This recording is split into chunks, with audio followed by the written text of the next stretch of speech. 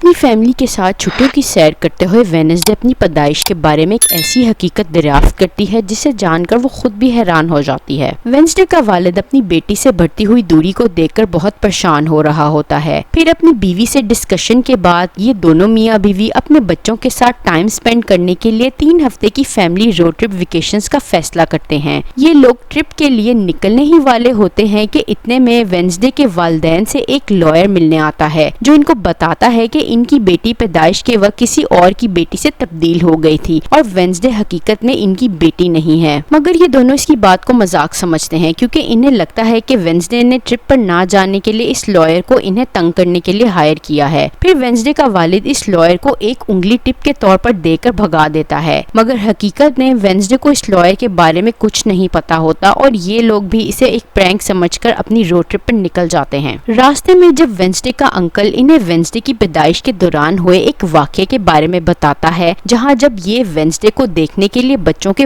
Ward में गया था तो रोते हुए बच्चों को चुप करवाने के लिए इसने इन्हें एडम्स की रवायती लोरी सुनाना शुरू कर दी, जिसमें ये इन्हें लोरी सुनाते हुए उछाल कर जगल करने लगा और जब बच्चे चुप हो गए तो इसने इन्हें इनके बेड में वापस फेंक दिया। ये सुनकर वेडनेसडे के वालिदैन परेशान हो जाते हैं और इन्हें शक होने लगता है कि शायद लॉयर की बात सच्ची है और वेडनेसडे हो सकता है कि इनकी हकीकी बेटी ना हो। मगर कुछ भी कंफर्म करने से पहले इन्हें वेडनेसडे को अंधेरे में रखना होगा और खास तौर से इस लॉयर से दूर रखना होगा। ये लोग किसी न किसी तरह हर बार लॉयर को चकमा देने में कामयाब हो जाते हैं, मगर वेडनेसडे ने छुपकर इनकी सारी बातें सुन ली थी और हकीकत जानने के लिए ये खुफिया तौर से लॉयर से मिलती है, जहाँ इसकी बात इसके सो कॉल्ड असली वालिद से होती है। वेडनेसडे इसकी बात पर यकीन करने से पहले अपने तौर से इसे इस मामले की पूरी तरह जांच पड़ताल करने का कहकर फोन बंद कर देती है। फिर जब वेडनेसडे चुपके से अपने वालिद का हेयर सैंपल लेकर डीएनए टेस्ट करती है तो इसे पता चलता है कि ये वाकई ही एक एडम्स नहीं है। अब वेडनेसडे अपनी फैमिली के लिए एक नोट छोड़कर लर्च के साथ अपने सो कॉल्ड असली वालिद की तरफ हकीकत का पता लगाने चली जाती है। इसका सो कॉल्ड असली वालिद एक साइंटिस्ट होता है जिसने वेडनेसडे को एक साइंस फेयर में देखा था और इसके मुताबिक ये फौरन जान गया था कि वेडनेसडे ही इसकी असली बेटी है। वेडनेसडे की फैमिली जब इसका खत पढ़ते हैं तो ये फैसला करते हैं कि इसका सो कॉल्ड असली वालिद इसे झूठ बोल रहा है और ये एक एडम्स ही है। फिर ये सब वेडनेसडे को रेस्क्यू करने के लिए निकल जाते हैं। वेडनेसडे जब डॉक्टर स्ट्रेंज के पास पहुंचती है तो डीएनए टेस्ट करने के बाद ये साबित हो जाता है कि ये ही इसका असल बाप है। डॉक्टर स्ट्रेंज इसे अपनी बीवी और बेटी से भी मिलवाता है और फिर ये इसे अपना खुफिया ड्रीम प्रोजेक्ट भी दिखाता है। इसके मुताबिक ये ह्यूमन बिहेवियर मॉडिफिकेशन का एक ऐसा फॉर्मूला तैयार करना चाहता है जो लोगों की पसंदीदा आदतों को इनमें शामिल करने और इनकी नापसंदीदा आदतों को इनमें से बाहर निकालने की सलाहियत रखता हो। इस तरह ये ह्यूमैनिटी की मदद करना चाहता है, मगर ये अभी तक इस प्रोजेक्ट का फॉर्मूला सक्सेसफुली कंप्लीट नहीं कर पाया। फिर ये वेडनेसडे को भी इसकी मदद करने का कहता है। यहाँ वेडनेसडे के वालिदैन भी इसे बचाने आ जाते हैं, मगर ये इन्हें बताती है कि हकीकत में ये इनकी बेटी नहीं बल्कि डॉक्टर स्ट्रेंज की ही बेटी है। फिर ये इन्हें एक रात यहाँ रहने का कहती है ताकि ये इन्हें अगले दिन प्रॉपर गुड बाय कर सके। वेडनेसडे का भाई पग्सली जब डॉक्टर स्ट्रेंज की बेटी से मिलता है तो ये दरियाफ्त करता है कि डॉक्टर स्ट्रेंज की बेटी और बीवी हकीकत में इंसान नहीं है बल्कि जानवर हैं, जिन्हें इसने साइंटिफिकली मॉडिफाई करके इंसान की शक्ल में तब्दील कर दिया है ताकि ये वेडनेसडे को हासिल कर सके। डॉक्टर स्ट्रेंज यहाँ आकर वेडनेसडे के भाई के एनालिसिस को दुरुस्त करार देता है और ये भी बताता है कि इसने वेडनेसडे को हासिल करने के लिए इसके साथ अपना डीएनए टेस्ट मैनिपुलेट किया था इन्हीं की दी हुई उस फिंगर के साथ जो इन्होंने इनके लॉयर को टिप के तौर पे दी थी। हकीकत में जब इसने वेडनेसडे का ह्यूमन बिहेवियर मॉडिफिकेशन का प्रोजेक्ट साइंस फेयर में देखा था तो ये वेडनेसडे के फॉर्मूले को हासिल करना चाहता था, मगर वेडनेसडे ने इसे ये कहकर मना कर दिया कि इसका फॉर्मूला एक फैमिली सीक्रेट है। इसीलिए इसने ये सब ड्रामा किया ताकि ये वेडनेसडे का फॉर्मूला हासिल कर सके। फिर ये वेडनेसडे के खानदान को कैद कर लेता है। जब वेडनेसडे इसका फॉर्मूला कंप्लीट करके इसे दे देती है तो ये वेडनेसडे को पहला टेस्ट एक्सपेरिमेंट इसकी फैमिली पर करने का कहता है। यहाँ वेडनेसडे को इसकी सारी स्कीम समझ आ जाती है कि ये इस फॉर्मूले से लोगों की मदद नहीं बल्कि अपने लिए पैसे बनाना चाहता है। फिर वेडनेसडे लर्च और डॉक्टर स्ट्रेंज के राक्षस की मदद से अपनी फैमिली को बचाने में कामयाब हो जाती है। वेडनेसडे अपने खानदान को बताती है कि डॉक्टर स्ट्रेंज का राक्षस इनके राक्षस लर्च के साथ सेम एक्सपेरिमेंटल अजाइलम में था और इसने वेडनेसडे और लर्च को पहले ही डॉक्टर स्ट्रेंज के बारे में आगाह कर दिया था। फिर वेडनेसडे अपने वालिद से पूछती है कि इसे डॉक्टर स्ट्रेंज के डीएनए टेस्ट मैनिपुलेशन की तो समझ आती है, मगर जब इसने अपने वालिद के बालों के साथ अपना डीएनए टेस्ट किया था तो वो क्यों मैच नहीं हुआ। इसका वालिद बताता है कि वो इसलिए मैच नहीं हुआ क्योंकि इसने विग पहनी हुई है और वेंसडे ने इसके विग के बालों के सैंपल के साथ डीएनए टेस्ट किया था। डॉक्टर स्ट्रेंज अपने ही फॉर्मूले में गिरने के बाद एक राक्षस में तब्दील होकर इन पर हमला करना शुरू कर देता है। ये इन्हें मारने ही वाला होता है कि यहाँ वेंसडे का अंकल ऑक्टोपस की फॉर्म में तब्दील होकर इनकी मदद करने आ जाता है। वेंसडे ने असल में अपने साइंस फेयर में अपने अंकल को एज अ टेस्ट सब्जेक्ट इस्तेमाल किया था, जिसमें इसने अपने अंकल में अपने पेट ऑक्टोपस की इंटेलिजेंट क्वालिटीज ट्रांसफर की थी। मगर इस एक्सपेरिमेंट के साइड इफेक्ट की वजह से इसका अंकल आहिस्ता आहिस्ता एक ऑक्टोपस में तब्दील हो गया। इसका अंकल डॉक्टर स्ट्रेंज को तो हरा देता है, मगर इसके एक्सपेरिमेंट के साइड इफेक्ट की वजह से ये मरने लगता है। फिर वेंसडे अपनी माँ की दिए हुए खानदानी हार की मदद से एंटीडोट तैयार करके अपने अंकल को बचा लेती है और ये सारा खानदान अपनी फैमिली ट्रिप से हंसी खुशी वापस अपने घर चला जाता है।